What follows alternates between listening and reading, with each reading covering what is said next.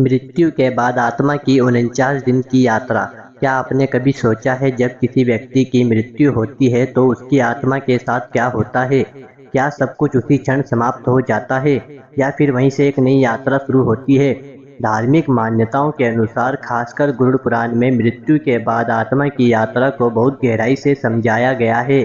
कहा जाता है कि आत्मा की यह यात्रा केवल कुछ क्षणों की नहीं होती, बल्कि एक निश्चित समय तक चलती है। कई परंपराओं में इसे 49 दिन की यात्रा के रूप में भी देखा जाता है। अब सवाल उठता है, इन 49 दिनों में आत्मा क्या अनुभव करती है?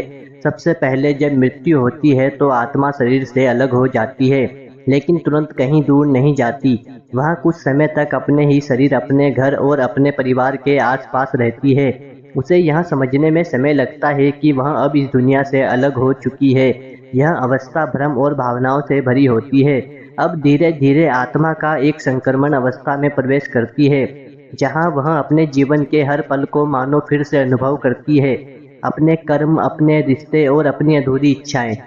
यही वह समय होता है जब आत्मा को अपने कर्मों का बोध होने लगता है। अब आते हैं अगले चरण पर।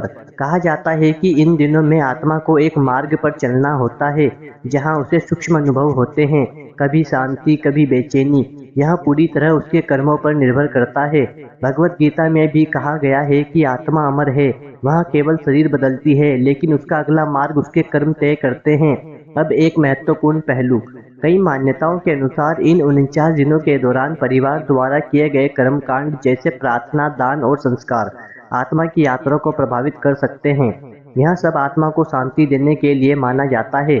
धीरे धीरे आत्मा इस दुनिया से अपने संबंधों को छोड़ने लगती है, उसका मोह कम होने लगता है और वह अपनी अगली यात्रा के लिए तैयार होती है। अब सवाल आता है, 49 दिनों के बाद क्या होता है? मान्यता है कि इस अवधि के बाद आत्मा को उसके कर्मों के अनुसार अगले लोक या अगले जन्म की ओर भेजा जाता है। यह एक तरह से उसकी नई शुरुआत होती है।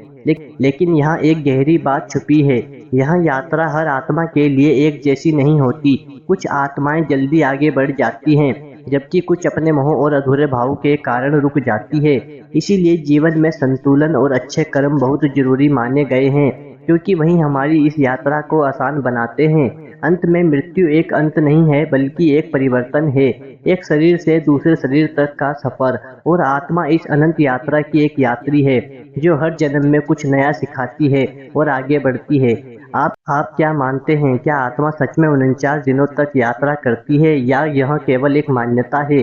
कमेंट में जरूर बताएं। चैनल को लाइक और सब्सक्राइब जरूर करें।